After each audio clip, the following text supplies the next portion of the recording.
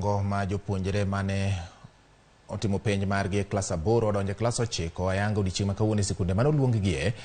Jonyuol e gwenge mopogore opogore e pacho ka ne obedo kod paro mopogore opogore e wi wach yepo mar skul.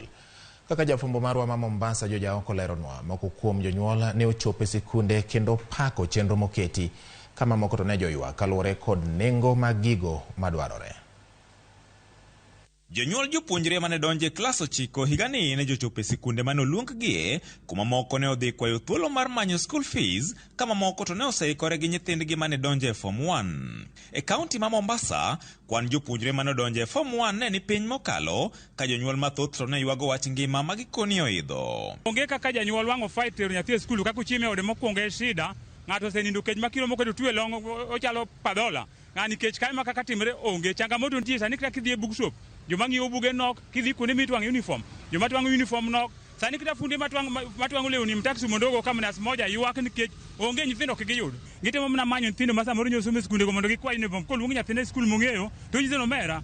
Nyathini nyosomo skul ma okadwa tajo nyingi skunde. Nyithindo nyosomo kama. Konya sane chaka nyalo romo wuoda ni America go kamba moro mondo odhi e skul. Ka janyuol ni kod nyathi mani grade 7, janyuol ni kod nyathi man grade form 1, janyuol ni kod nyathi man grade 3, janyuol achiel ni oonge tich, to janyuol achiel ni odwa ni nyathi odhi osom. Sirikal koni nyithindo mondo puonj nono, kila kitu magikelo bende onge. Sirikal to wacho ni nyathi kik idong' e skul, to sami wuok gi nyathini ni nyathini kik idong' e ot titero nyathi e skul, to kichopo kucha principal ing'isi ni kel pesa, wadwaro pesa makama, to wadwaro gik makama, ka onge to duoga gi nyathini ni ot.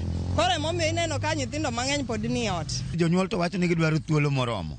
To thuolo moromo ni kata in iwuon, kata mana head teachers go, the principals, gimbe gipento thuolo moromo ni en thuolo moromo maromo karang'o.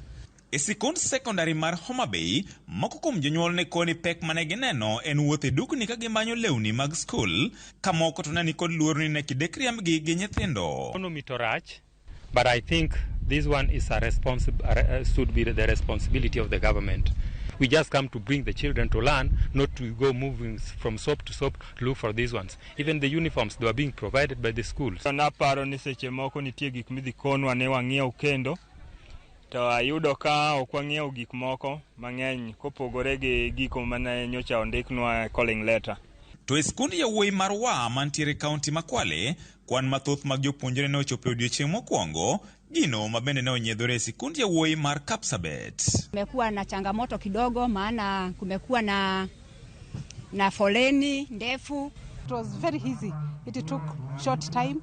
It was well arranged, and the staff here and the school is well organized. Moko kuom jonyuol mabende ne ochopo e dukni mar nyiewo uniform e odiochieng' ma kawuono ni, to ne oywago mana wach nengo ma gikoni ne odwa ng'awore ahinya. Trouser ni 1200, short sleeves ni kama 650. Hali ni huko ununue nje, at least you can bargain price. Shule iko fixed price. George Aoko, Ramogi TV, Mombasa.